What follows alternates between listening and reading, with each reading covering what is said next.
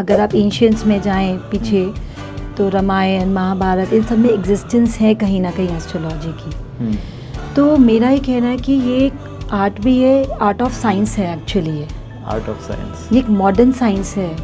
ये बहुत पुराने टाइम से चलती जा रही है। होता है जिस टाइम हम बॉर्न हुए हैं, हमारा प्लैनेट कौन सी राशि में है, कौन से नक्षत्र में है, वो हमारी हॉरोस्कोप बताती है। ओके, उस टाइम का स्नैपशॉट, उस टाइम का स्नैपशॉट हमें मिल जाता है कि ये आपका स्नैपशॉट है। हाँ, ये आपकी ज़िंदगी है। हाँ। आपके पुराने कर्म, अच्छे कर्म, बुरे कर्म सारे इसी में है। और इस जन्म में भी आपको जो भी आप कर्मा करोगे वो भी आपको भुगतना है। सबके अपने अलग अलग नेचर्स हैं। ओके, तो 159 आपने बताया अग्नि। हाँ, ये लोग कैसे होते हैं ये हम कवर कर रहे हैं, लियो को, एरीज को और सैजिटेरियस को। इनके क्या होते हैं, पैशनेट होते हैं, एंगर इशू होता है। ये लोग बहुत ही ज़्यादा विटी होते हैं, क्विक एक्शन लेने वाले होते हैं। ऐसे फिर हमारी 2, 6, 10 राशि होती है। ओके, 2, 6, 10 मतलब टॉरस, वर्गो और कैप्रिकॉर्न। ओके, तो ये लोग कैसे होते हैं, ये स्टेबिलिटी की राशि है, ये अर्थ राशि है, अर्दी राशि। तो इनका जो एलिमेंट होता है अर्थ होता है।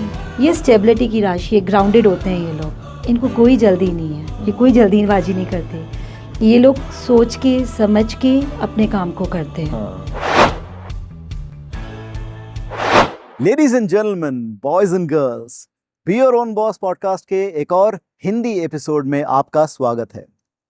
दोस्तों, जब हम बिजनेस की बात करते हैं, जब हम एंटरप्रेन्योरशिप की बात करते हैं, स्टार्टअप की बात करते हैं, तो हमारी मेहनत, हमारे लोगों का सपोर्ट, ये चीज़ें बहुत मायने रखती हैं। पता है, एक और चीज़ है जो बहुत मायने रखती है, और वो है हमारी किस्मत, हमारा लक। आज हम इस टॉपिक पे डिस्कस करने वाले हैं। आज हमारे गेस्ट हैं डॉक्टर ऋतु गुप्ता, जो कि हमें सिखाएंगी एस्ट्रोलॉजी के बारे में, न्यूमरोलॉजी के बारे में, वास्तु के बारे में, और हम कुछ और इंटरेस्टिंग चीज़ें सीखने वाले हैं, जैसे कि क्या नज़र लगती है और कैसे उससे बचा जाए, और क्या ब्लैक मैजिक होता है और उससे हम कैसे बचा जाए, और सारी रेमेडीज़ के बारे में हम सॉल्यूशन ओरिएंटेड सीखेंगे। कि पहले तो समझेंगे कि ये सारी चीज़ें होती क्या हैं, ग्रह क्या होते हैं, नक्षत्र क्या होते हैं, बेसिक चीज़ें समझेंगे।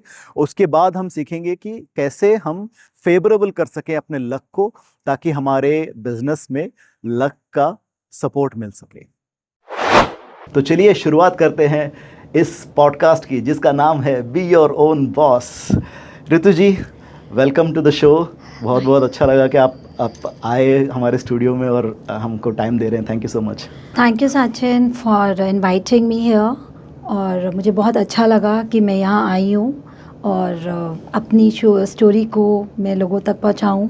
मेरा ये बहुत ही बड़ा ऑनर्ड है मेरे लिए, तो thank you so much. Thank you. और सबसे अच्छी चीज़ मुझे आपके पॉडकास्ट में बहुत अच्छी चीज़ लगी, आपका पॉडकास्ट का नाम, बी योर ओन बॉस। मैं जब बचपन में थी, जब स्कूल में थी, तो मेरा एक स्लोगन हुआ करता था। मैं अपने फादर को बोलती थी, पापा I want to be my own boss. अच्छा। हाँ जी। तो ये मुझे बहुत अट्रैक्ट किया कि yes, everybody has to be their own boss, अपनी सेल्फ आइडेंटिटी के लिए। तो that it really attracts me. And आज आप be your own boss podcast पे ही आ गई। Yes. Great great great. Ritu ji, पहले हम आपके बैकग्राउंड के बारे में समझते हैं थोड़ा सा, कि आप अपने बारे में बताइए। आप कहाँ पे, वेयर वर यू बॉर्न, आपका बचपन, थोड़ा सा बैकग्राउंड बताइए कि आप कैसे। मैं इंडिया में दिल्ली में बॉर्न हुई। ओके। मेरे फादर थे, अभी नहीं हैं। मेरी मदर है और हम 4 सिबलिंग्स हैं, 3 sisters, 1 brother. I'm the youngest one, most pampered. Okay. तो मेरे फादर का बिजनेस था और काफ़ी बड़ी उनकी फैक्ट्री थी स्टील पाइप्स की। और बचपन मेरा बहुत गॉड ब्लेस से मेरा बहुत अच्छा गया, बहुत ही अच्छा। कोई ऐसी फाइनेंशियल प्रॉब्लम्स नहीं थी। और हमारे फादर, हमें सब कुछ, जैसा हमें जो चाहिए था हमें सब कुछ मिलता था। स्टडीज़ अच्छी गई, स्टडीज़ बहुत अच्छी गई। मेरे फादर ने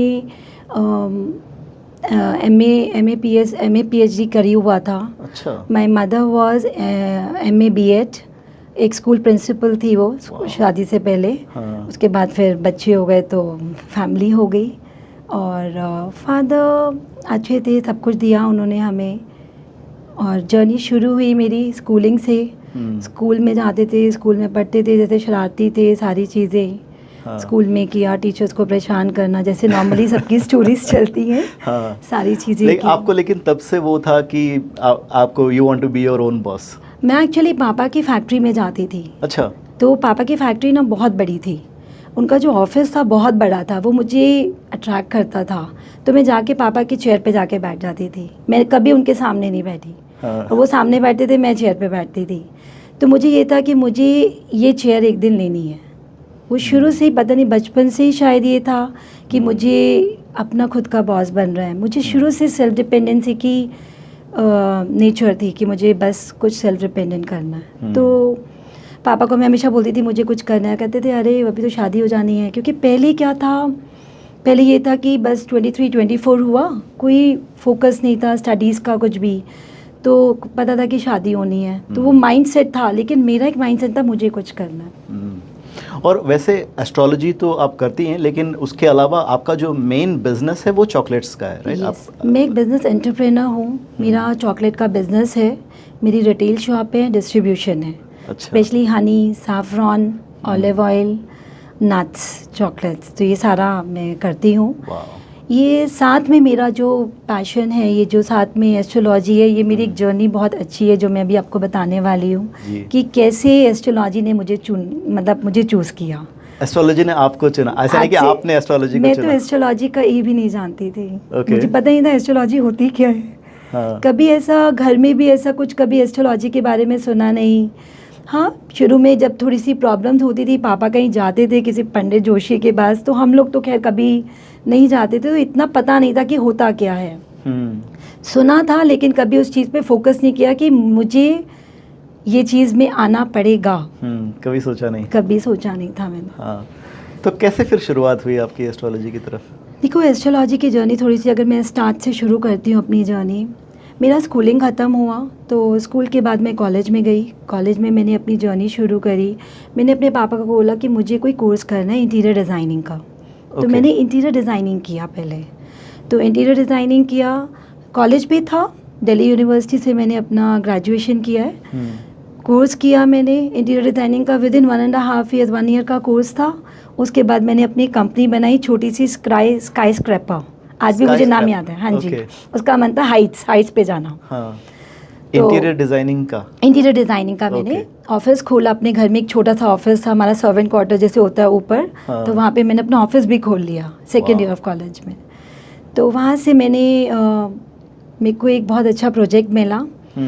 एक शिपिंग कंपनी थी, उन्होंने मुझे करोल बाग में उन्होंने मुझे ऑर्डर दिया, और छोटे मोटे ऑर्डर से तो वहाँ से मेरी फर्स्ट अर्निंग शुरू हुई। That was my first earning. तो मैंने अपनी फर्स्ट अर्निंग की, और वो मैंने अपने जब फादर को ला के दी, तो फादर कहते हम लड़कियों के पैसे नहीं लेते। तो मैंने कहा लड़कियों के पैसे नहीं लेते मतलब? मैंने कहा कुछ नहीं, आप रखो, मैं लड़का ही हूँ आपका। तो ठीक है, उन्हें बहुत खुशी हुई। His has tears in his eyes जब उनको किसी ने दिया। तो कि उनकी लाइफ में भी बहुत कुछ पास्ट में जैसे होता है वो हुआ। फिर ठीक है, मेरी जर्नी शुरू हुई। फिर मेरे कैरियर में ना बहुत ब्रेक्स लगे। उसका मुझे बाद में समझ में आया क्यों लगे। ये शायद एस्ट्रोलॉजी ने मुझे एक इंसाइट बाद में दी। जब मैंने इंटीरियर डिज़ाइनिंग किया, मैंने बिज़नेस किया, अच्छा चल रहा था, 6-8 महीने मैंने किया। उसके बाद मैं बीमार हो गई। तो डॉक्टर ने मुझे स्ट्रिक्टली मना कर दिया, आप कंप्यूटर पे नहीं बैठोगे, because I was doing designing on the computer. तो फिर उन्होंने मुझे मना कर दिया, वहाँ ब्रेक लग गई। फिर भी ये था कुछ करना है कॉलेज के साथ, ठीक है। फिर मैंने अपना छोटी मोटी जॉब्स वगैरह की। फिर एक दिन क्या हुआ, मेरे को सर्वाइकल पेन हुआ। इतना मेजर सर्वाइकल पेन था कि मैं फेंट हो जाती थी। तो हमारे ऊपर एक आंटी रहती थी, गीता आंटी, उन्होंने बोला आप आ जाओ। वो एक रेकी मास्टर थी और एक एक्यूप्रेशर थेरेपिस्ट थी। उन्होंने मुझे बोला आप मेरे पास आ जाओ, मैं आपको ठीक कर दूंगी। क्योंकि मैं डॉक्टर्स को दिखा चुकी थी, उन्होंने वही फिजियोथेरेपी करानी थी, हॉट एंड कोल्ड पैक, वो मैं बहुत कर करके थक गई थी, तो ख़त्म नहीं हो रहा था मेरा।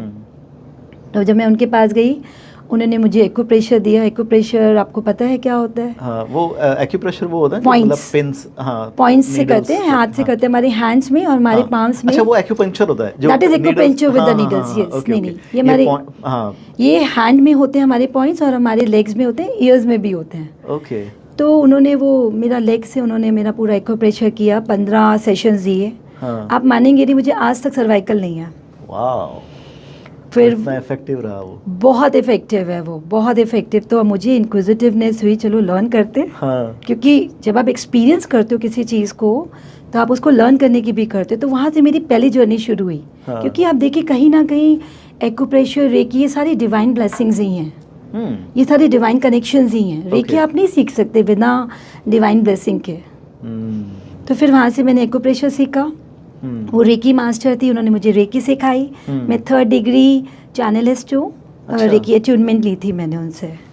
उसके बाद फिर मैंने अगेन उसी का बिजनेस शुरू कर दिया। घर में कॉलेज जाती थी, शाम को हाँ। सबको लेके बैठ जाती थी, चलो आ जाओ जिसको जो प्रॉब्लम है। Reiki. Reiki and acupressure. Reiki is a distance healing. Acupressure we have to touch the body, touch the point and then do it. वो हाथ में पॉइंट्स हम दबाते हैं हाथ से। हाँ। उनकी ट्रिक्स होती हैं, फिर आप करते हो। ओके। तो सबका करती थी। फिर मेरे पास क्लाइंट्स भी आए 2-3। इसमें से एक क्लाइंट था, बहुत अच्छा क्लाइंट था, उसको लोअर बैक की प्रॉब्लम थी। वो आता था रजौरी गार्डन दिल्ली से। वो जब आया, ड्राइवर के साथ आया बेल्ट बांध के। उसको डॉक्टर ने ऑपरेशन बोला था। हाँ। तो मैंने तो बड़ी बड़ी छोड़ दी थी कि मैं बहुत बड़ा बहुत टाइम से कर रही हूँ, क्योंकि एक पैशन था उस टाइम। हाँ। लेकिन हाँ, मुझे अपने ऊपर विश्वास भी था, कॉन्फिडेंस था, क्योंकि मैं किसी की लाइफ के साथ प्ले नहीं कर सकती थी। हाँ। तो वो आया, मैंने उन्हें बोला कि मैं आपको 15 सेशंस या 20 सेशन डिपेंड करता है, I will see the position और मैं आपको बताऊंगी। तो मैंने उनका एक्यूप्रेशर किया। वो वीकली में उनको 3 बारी बुलाती थी, वो आए, उनको रेकी भी दी और एक्यूप्रेशर भी किया। आप बिलीव नहीं करोगे, वो 15 दिन के बाद खुद गाड़ी चला कर आए थे। सॉरी, 15 सेशंस के बाद। 15 सेशंस के बाद, इट वाज अराउंड 3 मंथ्स। गाड़ी चला के लेकर आए और मेरे लिए एक फेरर रॉशर का बुके लेकर आए थे चॉकलेट्स का। तो that was a good achievement, second time मेरी लाइफ में। लेकिन मुझे उसमें बहुत सुकून था कि यू आर हीलिंग समबडी। लेकिन उस टाइम ये नहीं पता था कि मुझे एस्ट्रोलॉजी में आना है। तब भी कोई, क्योंकि कॉलेज था, कॉलेज में आपको पता है कॉलेज में एंजॉयमेंट होती है, क्योंकि पढ़ाई का फोकस ऐसा नहीं था, क्योंकि एक माइंड सेट था कि शादी होनी है बस। क्योंकि पापा ने बोल दिया था कि हाँ कॉलेज कर लो, शादी होनी है। ऐसे वो खिलाफ नहीं थे कि नहीं करना। लेकिन फिर भी ये था कि बस होना है, क्योंकि एनवायरनमेंट ऐसा था, सारी चीज़ें थी। उन्होंने मुझे कभी कोई चीज़ सीखने के लिए मना नहीं किया। तो यहाँ पे फिर मैं करती रही। फिर रेकी जैसे जैसे करती रहती मैं बीमार होने लग गई। क्योंकि रेकी क्या होती है, जब आप डिस्टेंस हीलिंग करते हो तो आपको कहीं ना कहीं कॉर्ड कट करना पड़ता है। बिकॉज उनकी, आप किसी को कोई बीमारी है, आप उसको हील कर रहे हो, तो उसके प्रोसीजर होते थे जो मुझे सिखाया गया था। लेकिन अगर मेरे पास कॉल आ जाती थी कि आपको कोई हॉस्पिटल में आप हीलिंग भेजो, तो मैं बिना सोचे समझे हीलिंग भेज देती थी। उसका इम्पैक्ट मेरे ऊपर आने लग गया। अच्छा। तो फिर मैंने थोड़ा सा कम करा और फिर बिज़ी भी हो गई कॉलेज में। फिर मैंने अपना फिर दोबारा से ज्वेलरी डिज़ाइनिंग का कोर्स कर लिया। तो कुछ ना कुछ करती रही। जॉब्स की मैंने एक्सपोर्ट कंपनीज में, कभी वाटर कंपनी में, मतलब सिर्फ पैशन के लिए कि मुझे कुछ करना है। लेकिन डायरेक्शन नहीं मिल पा रहा था। अलग अलग चीज़ें आप कर रही थी, अलग अलग चीज़ें कर रही थी। कभी वहाँ पे ब्रेक लगी, फिर इसमें आ गई। ये मैं करती रही कंटिन्यूसली, बट प्रोफेशन वाइज मैंने नहीं किया। पैशन वाइज किया मैंने। फिर ज्वेलरी डिज़ाइनिंग देखी कि ज्वेलरी में बहुत स्कोप है, तो ज्वेलरी डिज़ाइनिंग कर ली मैंने। और उसके बाद फिर ज्वेलरी डिज़ाइनिंग की फिर पता ही है कि क्या होता है, शादी हो जाती है इंसान की। तो शादी हो गई। उसके बाद फिर ठीक था। उसके बाद मैं अपनी जॉब ज़रूर कंटिन्यू करी मैंने। उस टाइम मैं एक्सपोर्ट कंपनी में काम कर रही थी। तभी मैंने ये ज्वेलरी डिज़ाइनिंग की थी। वो डिज़ाइनिंग कंपनी थी, तो वहाँ से मुझे क्रेज़ हुआ कि अगर मैं सीख लूँगी तो मेरी एक वो बन जाएगी, एक आपका उसमें करियर बन जाएगा। तो फिर हमारे मैरिज के बाद फिर मैं अपनी जॉब कंटिन्यू करती रही। फिर हमें दुबई आना पड़ा। फिर दुबई का था। अब दुबई में पता चला कि हाँ ज्वेलरी का बहुत अच्छा स्कोप है। और बहुत सारी, एक इवनिंग क्लचेस में करती थी। इवनिंग क्लचेस में मैंने देखा बहुत डिमांड है यहाँ पे, जो ब्लिंक ब्लिंक ब्लैक होते हैं ना, क्रिस्टल्स के। क्योंकि Dubai is full of blink blink, they want something मतलब पूरा ब्लिंक ब्लिंक क्रिस्टल्स की चीज़ें उनको बहुत अट्रैक्ट करती हैं। तो फिर मैंने अगेन मेरा कैरियर में ब्रेक लगा। और फिर मैं ज्वेलरी डिज़ाइनिंग से फिर मैंने अपना कैरियर शुरू किया। मेरा फर्स्ट टाइम मैंने रेनेसांस होटल में एग्जीबिशन लगाई थी। तो वहाँ पे मेरा ब्रेक मतलब बहुत अच्छी एग्जीबिशन नहीं गई, क्योंकि यहाँ पे मुझे ट्रेंड समझ में आया, यहाँ पे स्टोन्स जो होते हैं वो नहीं चलेंगे, like semi precious stones, ruby, emerald वगैरह, उसकी ज्वेलरी यहाँ पे सिर्फ नीश लोग लेंगे, as a consumer base people will not buy. तो मुझे लगा, फिर मैंने इवनिंग क्लचेस करे, जलाबिया करी, स्लीपर्स करे, कोई ऐसी मोडालिटी नहीं है जो मैंने नहीं छोड़ी होगी। मुरादाबाद गई, बॉम्बे गई, ज्वेलरी इकट्ठी करी। तो कहीं ना कहीं वो एक स्ट्रगल टाइम था, आप कह सकते हो, बहुत हमारी लाइफ में नहीं हो रहा था, उसमें सेट नहीं हो रहा था। वो एक साल बहुत ही दुबई आने के बाद बहुत ही स्ट्रगल लाइफ थी, बहुत स्ट्रेस था, बहुत टेंशन थी, सब तरफ से एक स्टॉप्स हो गया था लाइफ में। और मुझे उसकी आदत नहीं थी, क्योंकि बचपन से अच्छा बचपन था, तो आदत नहीं थी। फिर मेरे एक फ्रेंड ने मुझे बोला कि एक एस्ट्रोलॉजर है, तो मैंने कहा अच्छा, मैंने कहा क्या करते हैं वो? तो उन्होंने बोला कि चलो तुम्हें प्रॉब्लम है, क्यों आ रही है, क्या आ रहा है, थोड़ा सा पता कर लो। मैंने कहा चलो परेशानी तो है, चलो कोई गाइडेंस मिल जाए, क्योंकि हम लोग अपनी परेशानियाँ अपने पेरेंट्स से शेयर नहीं करते हैं। कोई भी चीज़ होती है, मुझे हमेशा लगता था कि नहीं, उनको क्यों परेशान करना है, उनको क्यों परेशान करना है। हाँ। और एस्ट्रोलॉजी, ये एक बहुत सही पॉइंट आपने बोला है। मतलब मैं अक्सर मैं देखता हूँ कि लोग एस्ट्रोलॉजर के पास तब जाते हैं जब वो प्रॉब्लम में होते हैं। अगर प्रॉब्लम नहीं होगी तो जाएंगे ही नहीं ना। सबकी विल पावर, हैप्पीनेस है, तो एस्ट्रोलॉजर के पास जाने की ज़रूरत ही नहीं है आपको। लेकिन हाँ, वो मेरे में बहुत विल पावर स्ट्रांग है, लेकिन मुझे एक था कि एक इंसाइट मिल जाएगी, कि गाइडेंस मिल जाएगी, कि क्यों ऐसा हो रहा है, मुझे क्या करना है, क्योंकि पीछे से मैं बहुत कुछ करना चाहती थी, मुझे वो गाइडेंस नहीं मिल पा रही थी, मैं क्यों आई हूँ इस धरती में, व्हाई हैव कम। मतलब एक मन में ये था हमेशा कि क्यों मेरा कैरियर सेट नहीं हो पा रहा है, क्यों मुझे मेरे वो फादर वाली कुर्सी नहीं मिल पा रही है। तो मैं उस एस्ट्रोलॉजर के पास गई, उसने मुझे लाइफ के कुछ फैक्ट्स बताए जो मेरे पीछे हो चुके, जो सिर्फ मुझे पता होगा, या मेरे भगवान को। तो उन्होंने आपको आपके पास्ट के बारे में बताया अकॉर्डिंग टू आपका कुंडली देख के? हमारी एक हॉरोस्कोप होती है जी। जब हम बॉर्न होते हैं, तो हमारे जब स्टार्स और नक्षत्रास होते हैं ऊपर धरती में, जैसे हमारे रिवॉल्विंग होते हैं, तो हमारी कुंडली बन जाती है, उसकी स्नैपशॉट होती है। तो हम उसको हमारी हॉरोस्कोप करते हैं, हमारा birth time, date of birth, time और प्लेस, उसके हिसाब से हमारी हॉरोस्कोप बनती है। अभी तो बहुत सारे सॉफ्टवेयर आ गए हैं, तो इजी कैलकुलेशन हो गई है। पहले तो आसमान में देख के ही हमारे को वो बता देते थे नक्षत्र था, कौन सी नक्षत्र में आप पैदा हुए हो। तो ये हॉरोस्कोप होती है हमारी इंडिविजुअल पर्सन की जी। तो मैं लेके गई, उन्होंने मुझे बताया कि ऐसे ऐसे आपके साथ के बारे में, मेरी हेल्थ के बारे में भी बताया उन्होंने। मुझे जितना जो प्रॉब्लम्स हुई हेल्थ की, वो सारी चीज़ें बताई उन्होंने। और उन्होंने मुझे करंट सिचुएशन बताई। अब फ्यूचर का तो मुझे पता नहीं है, करंट का पता है, पास्ट का पता है। तो उन्होंने जब बताया, थोड़ा सा उन पर विश्वास हुआ, लेकिन 100% मैं कभी बिलीव नहीं करती थी। मुझे ये था कि बस चले गए, उसने बोल दिया तो चलो जाके एक गाइडेंस लेकर आ जाते हैं। तो फिर मैं गई, उन्होंने बताया, उन्होंने मुझे कुछ टाइम लिख के दिया फ्यूचर का, कि आपका इस टाइम पे ये चीज़ होगी, वो चीज़ होगी। मैंने कहा चलो लिख ली है तो सारी चीज़ें। उन्होंने मुझे एक चीज़ बोली थी कि जब आप स्पिरिचुअल अवेकनिंग में आओगे, ठीक है, उन्होंने मुझे ये नहीं बताया कि और मेंट फॉर दैट, उन्होंने कहा जब आप स्पिरिचुअल अवेकनिंग में आओगे तब आपका कैरियर सेट होगा। ये बात उन्होंने मेरी हॉरोस्कोप से और मेरी हेल्थ भी बेटर होगी, क्योंकि मेरी हेल्थ अप एंड डाउन चलती रहती थी। तो मैंने कहा चलो ठीक है, लेकिन उस टाइम के बाद फिर मैंने अनसुना कर दिया। मैंने कहा कौन करेगा, कहाँ सीखेंगे, क्या करेंगे। ठीक है, 1 साल निकल गया, मेरा बिजनेस बहुत अच्छा चलने लग गया। ज्वेलरी का, इवनिंग क्लचेस का, बैग्स का, स्लीपर्स, जलाबिया, जो भी मैंने कलेक्शन की थी। उस टाइम पे गोल्ड फॉर्म की ज्वेलरी आया करती थी, मैंने उसे बहुत बहुत पैसे कमाए। अच्छा। मतलब it was a good venture, जो बहुत अच्छा किया। लेकिन बस वो एस्ट्रोलॉजर की बात याद आई कि ब्रेक लगने वाला है, लाइफ में ब्रेक फिर लगेगा। तो मैंने एस्ट्रोलॉजी ज्वाइन कर ली सीखने के लिए। ओके। लेकिन ज्वाइन तो कर ली, लेकिन सीख नहीं पाई, क्योंकि टाइम नहीं था। हम लोग वर्ल्ड वाइड एग्जीबिशंस करते थे आपके अपने बिजनेस की, तो टाइम नहीं था। सुबह जाना था, आपको पता है दुबई में रात की एग्जीबिशंस होती हैं। तो और बाहर फॉरेन में जाना, ट्रैवल करना, तो टाइम नहीं था, फैमिली भी थी, सब कुछ था, तो टाइम नहीं मिल पाया अपने आप को। लेकिन मैं सीखती रही, पढ़ती रही, ऑनलाइन था, तो लर्न करती रही, लेकिन टाइम नहीं मिला प्रैक्टिस करने का। एस्ट्रोलॉजी हमें कहती है प्रैक्टिस करो, practice makes a man perfect, सबके साथ है। बिल्कुल। तो मैं प्रैक्टिस नहीं कर पाई, लेकिन हाँ कभी कभी छुप के, क्योंकि सब लोग फैमिली वाले ये सब चीज़ों में बिलीव नहीं करते हैं, तो बस करती रही। उसके बाद 2014 में जो उन्होंने मुझे डेट लिख के दी थी, अगेन ब्रेक लगा। मेरी बहुत बड़ी एम्पायर एकदम से ख़त्म। आपका बिजनेस?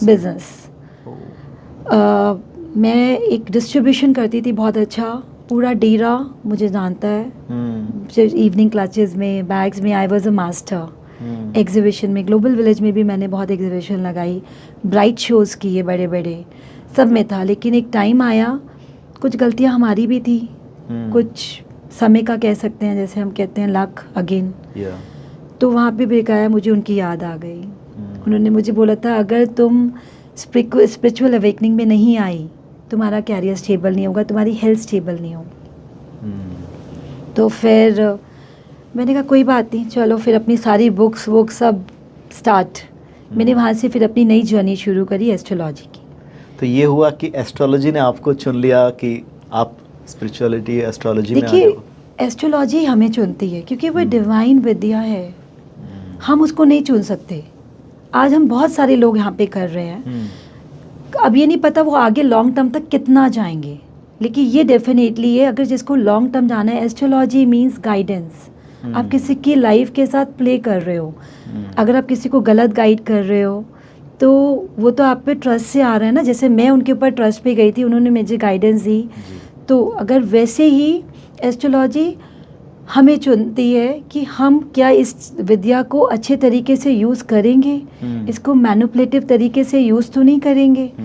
हम अपनी साधना देंगे, प्रैक्टिस देंगे, अपना whole soul heart we have to honesty के साथ। क्योंकि सामने वाला पैसे वाला है, गरीब है, आ तो प्रॉब्लम के लिए रहा है ना, हमें उसकी प्रॉब्लम का सॉल्यूशन तो नहीं, हम उसे गाइडेंस दे देते हैं जिससे वो अपनी चीज़ों को बैलेंस्ड और अलाइन करके अपनी लाइफ को सेटल कर सकता है। तो आपने बताया कि एस्ट्रोलॉजी मतलब एक there is a divine connection, थोड़ा सा वो है कि वो एक सिंसेरिटी के साथ उसको करना चाहिए होता है। लेकिन एस्ट्रोलॉजी, क्या आप मानती हैं कि एस्ट्रोलॉजी एक आर्ट है या साइंस है या दोनों है? क्या लगता है? मैं से देखिए, ये भी एक बिलीफ सिस्टम के ऊपर है, क्योंकि एस्ट्रोलॉजी साइंटिफिकली प्रूवन तो नहीं है। कई जगह पे एग्जिस्टेंस बहुत जगह पे है। अगर आप एंशियंट्स में जाएं पीछे तो रामायण, महाभारत, इन सब में एग्जिस्टेंस है कहीं ना कहीं एस्ट्रोलॉजी की।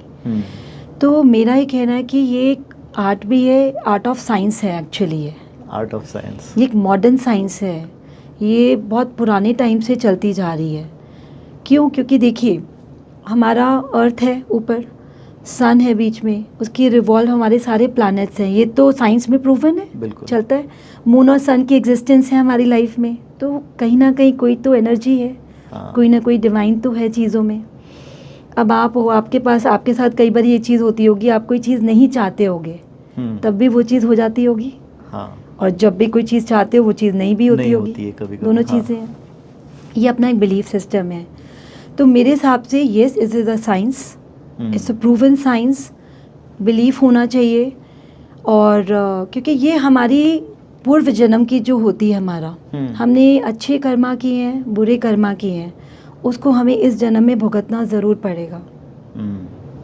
ये हमें एस्ट्रोलॉजी बताती है कि आप आज बीमार क्यों हुए हो, क्यों बीमारी आई आपको, आज आपका कैरियर सेट क्यों नहीं हो पाया, आप आगे जाके क्या करोगे, आपकी मैरिज के बारे में बताते हैं, आपकी या अगर फाइनेंशियल प्रॉब्लम्स है, कुछ है, तो वो सारी देखिए वो आपकी इंसाइट है पूरी इस जन्म की, लेकिन वो पूर्व जन्म से चलती आ रही है। एस्ट्रोलॉजी क्या है, जब हमारा जी ग्लोब में हमारे जो प्लैनेट्स आते हैं, तो हमारे 360 का गैलेक्सी है, उसमें हमारे 9 प्लैनेट्स होते हैं। जहाँ पे उसको पोजीशन मिलती है, उस वहाँ पे वो प्लेस, हमारे 12 हाउसेस, 12 राशियाँ होती हैं, जैसे 12 राशियाँ हो गई हमारी। 12 राशियों में जब प्लैनेट मूव कर रहे होते हैं, हमारी पुरानी ये पूर्व जन्म से हमें पता चलता है हमें कौन सा प्लैनेट कौन सी राशि में मिलेगा। 12 राशियों में 9 ग्रह हमारा वो अपनी चूज करते हैं हमारी डेस्टिनी के हिसाब से कि इसको ये प्लैनेट मिलेगा, उसको ये प्लैनेट मिलेगा इस घर में। अगर उसने फॉर एग्जांपल सैटर्न है, सैटर्न कर्म का प्लैनेट है, अगर मैंने पुराने जन्म में कर्म अच्छे नहीं किए, किसी लेबर को मैंने परेशानी दी, तो कहेंगे ठीक है जाओ आप 6th हाउस 8th हाउस या 12th हाउस हमारी हॉरोस्कोप का मैलेफिक प्लैनेट होता है, वहाँ जाके बैठ जाओ, आपको पूरी ज़िंदगी हार्ड वर्क करना है, अच्छा, स्ट्रेस में रहना है आपको। तो ये डेस्टिन्ड है, वो लिखा हुआ है। तो आपने बोला जैसे एक तो घर होता, एक हाउस है, हाँ जी, हाउस का मतलब 2-3 ऐसे टर्म्स हैं हाँ जी, जो बहुत हम सुनते हैं। तो मैं आपसे समझना चाहूँगा कि मैं चाहूँगा कि आप थोड़ा सा उसको एक्सप्लेन करें। Yes. एक तो हाउस, राशि, फिर ग्रह और नक्षत्र, सिर्फ टर्म्स है मेरे लिए, तो आप थोड़ा इसको एक्सप्लेन कीजिए कि क्या है कनेक्शन है। जब हम बॉर्न होते हैं हमारा एक टाइम आता है, उस टाइम पे ना ऊपर आसमान में हमारी एक फ़ोटो खींचती है जिसमें 12 राशियाँ होती हैं, 12 घर होते हैं, 9 ग्रह होते हैं और नक्षत्र होते हैं, 27 नक्षत्र। उसकी हमारी हॉरोस्कोप बन जाती है। ओके, जब हम पैदा हुए हैं उस दिन की वो हमारे सामने आ जाती है। उसमें क्या होता है, 12 हाउस होते हैं, मतलब हाउसेज होते हैं, उसके अंदर राशियाँ होती हैं। ज़रूरी नहीं है कि राशि फर्स्ट हाउस से 1 नंबर से ही शुरू होगी। ओके, जहाँ हमारा मून का साइन होता है, ठीक है, उससे हमारी नक्षत्र पता चलता है और हमारी कुंडली डिफाइंड होती है। ओके, तो ये 12 हाउसेज में 12 राशियाँ, ज़रूरी नहीं है कि हम 1 नंबर राशि से हमें फर्स्ट हाउस मिले, किसी को 2 नंबर से मिलता है, किसी को 3 नंबर, 1 नंबर 2 नंबर, मतलब 12 राशियाँ, मतलब 12 ज़ोडिएक साइंस। एरीज हो गया, टॉरस हो गया, जेमिनी हो गया, कैंसर हो गया, लियो हो गया, वर्गो हो गया, लिब्रा हो गया, स्कॉर्पियो हो गया, सैजिटेरियस और कैप्रिकॉर्न, एक्वेरियस एंड पाइसेस।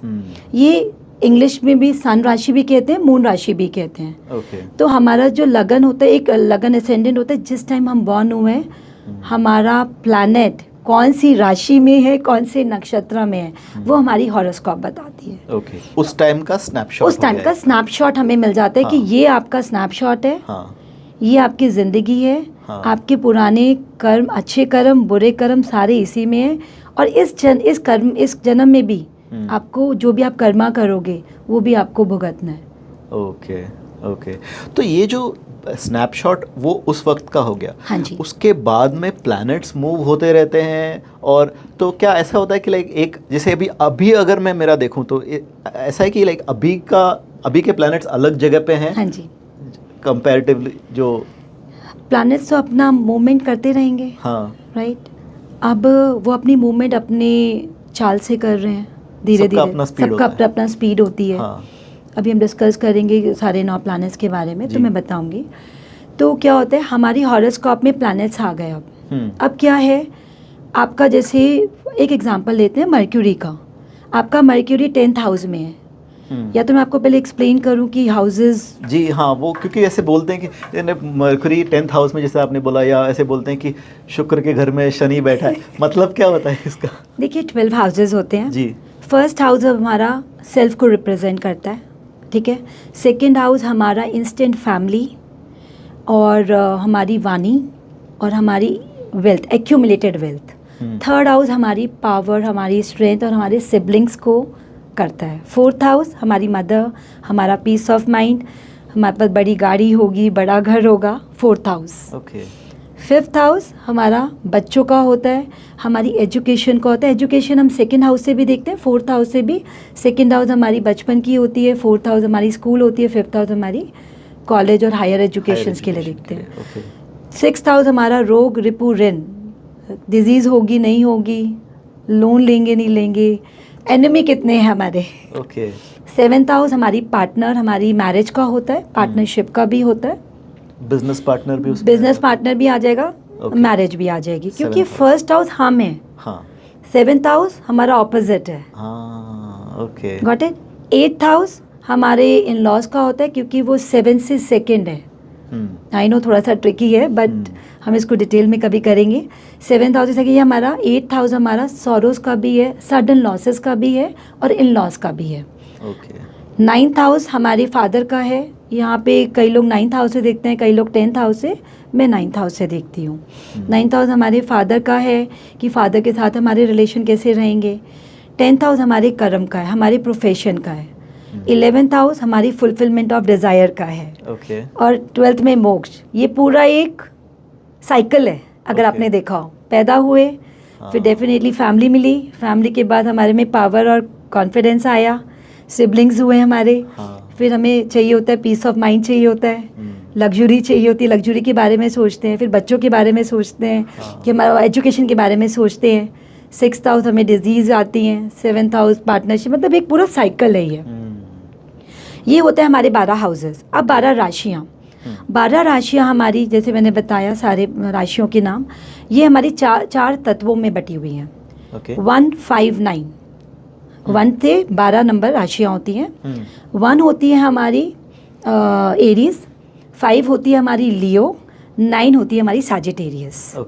ये तीनों राशियां हमारी, ये वो सीक्वेंस है, मतलब 1 एरीज सबसे पहला वो है, इसलिए एरीज 1, फिर 5th वाला लियो है इसलिए 5, और 9th वाला सैजिटेरियस है। मैंने आपको ट्राइन में बताया है जी। मैंने आपको तो 1 नंबर से शुरू होकर 12 नंबर तक हमारे खाने होते हैं जी।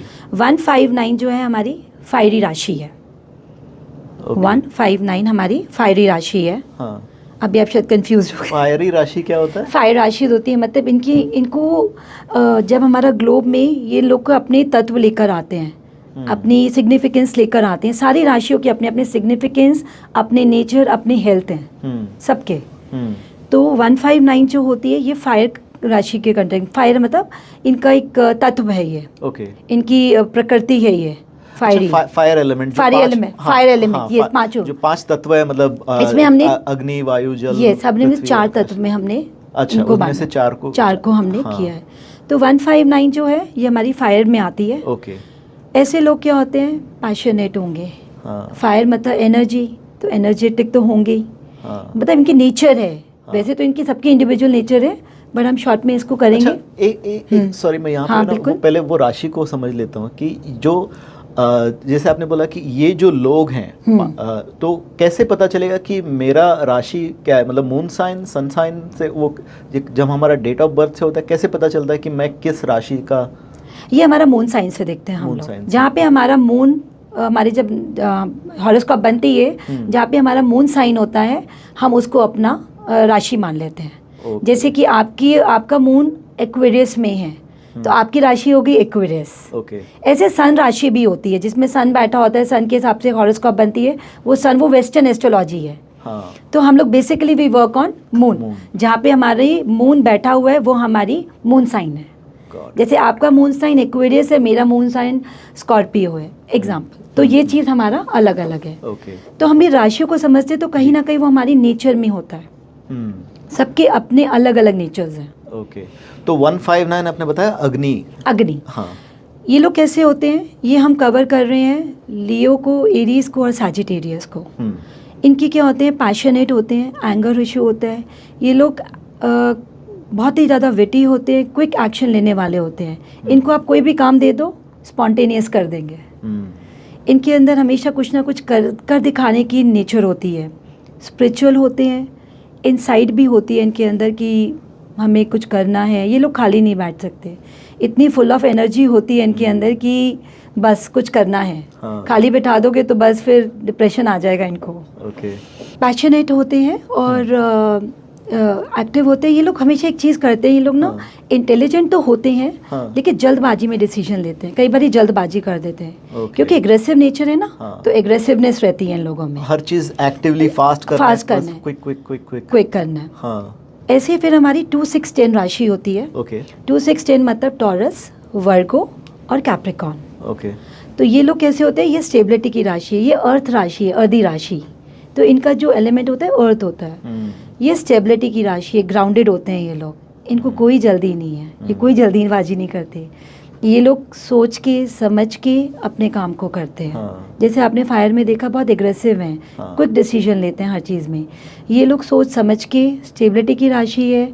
ये लोग, इन पे आप डिपेंडेबल कर सकते हो। अगर आपने अपना सपोज कोई CV बनाया, कुछ बनवाया, आपने बोला आप किसी को नहीं देना, you can trust them very well. ये लोग का नेचर होता है, बहुत पेशेंस होती है इनमें, बहुत पेशेंस होती है। और अपनी लाइफ में इनको क्या करना है इनको क्लियर होता है।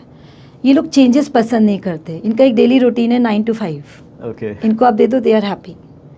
अपना उनका कर्म करना है, अपना काम करना है। लेकिन जैसे ही आपने इनको छेड़ा या पोक किया, जैसे धरती फटती है ना, भूकंप आता है तो वैसे ये लोग का भी गुस्सा ऐसा ही है। ओके। लेकिन नॉर्मली गुस्सा नहीं करेंगे, लेकिन करेंगे नॉर्मल तो गुस्सा बहुत नहीं ज़्यादा। करेंगे। पेशेंस है, बहुत टॉलरेंट है, पेशेंस है, सारी चीज़ें। अब आते हैं 3, 7, 11। जी। 3, 7, 11 हो गया हमारा जेमिनाई, लिब्रा, एक्वेरियस। ये हमारी एरी राशि है। अब एरी राशि का मतलब इन लोग को हम बांध नहीं सकते। जैसे हम एयर को बांध नहीं सकते, वैसे हम इन लोग को भी बांध नहीं सकते। आज़ाद पंछी हैं ये लोग। आज़ाद पंछी, फ्रीडम लवर है। हाँ। इनको आप बांधोगे सुनेंगे ही नहीं, पहले तो बंधेंगे ही नहीं। हाँ। और आज़ाद हैं। इनकी बिजनेस स्किल्स बहुत अच्छी होती हैं क्योंकि ये कम्युनिकेशंस की राशि हैं। अच्छा। इनको बातें करना बहुत पसंद है क्योंकि ये जाते हैं, जहाँ भी जाते हैं अपने दोस्त बना लेते हैं। आपने ये एक्वेरियस Aquarius। हाँ, तो मेरा आपने बताया कि मेरा एक्वेरियस है। हाँ। अच्छा, तो यू कैन कोरिलेट। हाँ, आई कैन कोरिलेट। ये जहाँ पे भी जाते हैं अपने दोस्त बना लेते हैं। मतलब इन लोग को ना इंटेलेक्चुअल बातें पसंद है, इंटेलेक्ट है इनके अंदर। इनको बातें अच्छी लगती है। ये फालतू की बातों में टाइम नहीं वेस्ट करते ये लोग को चाहिए कि कुछ अच्छी बिजनेस की बातें करो जिनसे इनको कोई अपना मोटिव भी निकालना होता है। कहीं मतलब जहाँ पे इनको इन्फॉर्मेशन मिले, नॉलेज मिले रिलेटेड टू बिजनेस। कर रहा हूँ तो बस देखिए, तो बिजनेस की राशि है ये जी। दिमाग में कुछ ना कुछ चलता रहता है, आज क्या करना है, नए आइडियाज़ आते हैं, नए थॉट्स आते हैं। हाँ। कई बार ये लोग अनप्रेडिक्टेबल भी हो जाते हैं कि कई बार मूड बहुत अच्छा होगा, कभी डांस करेंगे, कभी गाना गाएंगे, मतलब अनप्रेडिक्टेबल है। लेकिन दिल के बहुत अच्छे हैं, लेकिन जल्दी से इमोशंस में नहीं आते। अर्धी राशि वाले भी जल्दी से इमोशंस में नहीं आते, लोगों की बातों में नहीं आते कभी भी। सोचते हैं, समझते हैं, वैसे ही एरी वाले हैं। सुनते तो हैं लेकिन करते अपने मन की है। सुनेंगे सबकी बातें, सबकी सुनेंगे, उसमें जो बेस्ट होगा वो निकाल लेंगे, बाकी रख देंगे साइड में, केयर नहीं करते उस चीज़ की। ओके।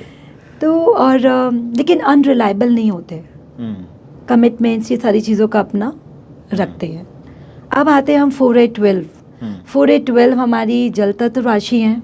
अब जल से आप समझ जाओ, जहाँ मतलब कहते हैं जहाँ जाते हैं उसी का वेश अपना लेते हैं। मतलब जिस कंपनी में रहेंगे ना ये लोग, 4 नंबर होता है हमारा कैंसर, 8 नंबर होता है स्कॉर्पियो और 12 नंबर पाइसेस। ये सारी पानी की राशि हैं, जल तत्व की। तो ये लोग क्या होते हैं, क्योंकि पानी का कोई शेप नहीं है। अब जैसे हमें पता है पानी का कोई शेप नहीं है, वो जहाँ है वो अपने हिसाब से आप इनको जैसे एनवायरनमेंट में डालेंगे ना, अगर आप गलत में एडिक्शन में डालेंगे तो एडिक्शन सीख लेंगे, अच्छे में जाएंगे तो अच्छे रहेंगे। ये लोग बहुत ही सेंसिटिव होते हैं, इमोशनल होते हैं, केयरिंग होते हैं, सेंटिमेंटल होते हैं। और इनको एक ना फेयर रहता है अंदर, हमेशा एक डर बैठा रहता है। नेगेटिव थिंकर होते हैं, नेगेटिव ज़्यादा सोचते हैं पॉजिटिव की जगह। अच्छा। ये इनकी एक थोड़ी सी नेगेटिव बोल सकते हैं। इस वजह से ना ये लोग दूसरों की बातों में बहुत जल्दी आ जाते हैं, जिसने जो कहा उसकी बातों में आ जाएंगे। तो ये इनके लिए थोड़ा सा, मैं कहती हूँ कि इनको लेट गो। वैसे तो ये लोग मनी माइंडेड नहीं होते, इनको अब पैसा चाहिए होता है अपनी फैमिली के लिए, फैमिली लवर्स होते हैं। फैमिली के लिए इतना हो जाए कि हम उन्हें कंफर्ट दे सके। तो ये है राशियों के बारे में, मैंने बहुत छोटा एक्सप्लेन किया है, टाइम भी होता है। हाँ, मतलब जितना टाइम है मुझे लगता है कि हम लोग ऊपर से ही थोड़ा सा ही कवर कर सकते हैं। और हो सके तो शायद हम लोग फिर कोई और पॉडकास्ट करेंगे जिसमें और थोड़ा डिटेल में जाएंगे एक पर्टिकुलर टॉपिक पे।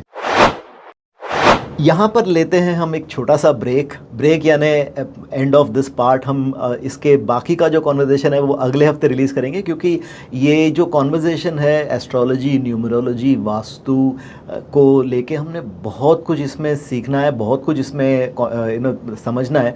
तो इस इंटरव्यू को हम पार्ट्स में डिवाइड करेंगे। ये था अभी जो आज अब तक का कॉन्वर्जेशन, इसके आगे का कॉन्वर्जेशन अगले हफ्ते रिलीज करेंगे। मैं थोड़ा सा 9 ग्रह के बारे में समझा रही थी, क्योंकि अगर हमें हॉरोस्कोप समझनी है और दशा को समझ लिया, राशि समझ लेते, तो 9 ग्रह को एक बार हम समझ लेते हैं। सन हमारा राजा का भी प्लैनेट है। अच्छा। राजा, किंग हम उसको बोलते हैं। उसकी जो पर्सनालिटी होगी वो किंग जैसी ही होगी। हमेशा ईगो रहेगी, सेल्फ अपनी पर्सनालिटी पे रहेगा, सेल्फ एक्सप्रेशन है। हमारी हॉरोस्कोप में मून की प्लेसमेंट जहाँ होगी हमारे सेंटिमेंट वहाँ से अटैच हो जाएंगे। ओके, जैसे for मून सेंटिमेंट्स को रिप्रेजेंट करता है, इमोशन, तो उस चीज से हमारा सेंटिमेंट जुड़ा रहेगा जिस घर में, क्योंकि वो प्रारब्ध से लिखा आया है। मून कैश फ्लो का भी कारक है, कैश फ्लो का भी। ओके, हम कहते हैं 4th हाउस में जिसका मून है, हाँ, पैसे खर्च करें, पैसे आएंगे, कंजूस ना बने। अच्छा, और मैक्सिमम लोग कंजूस होते हैं। तो हम उनको बोलते हैं हाँ, जितना पैसा खर्च करोगे आपके पास उतना पैसा आएगा।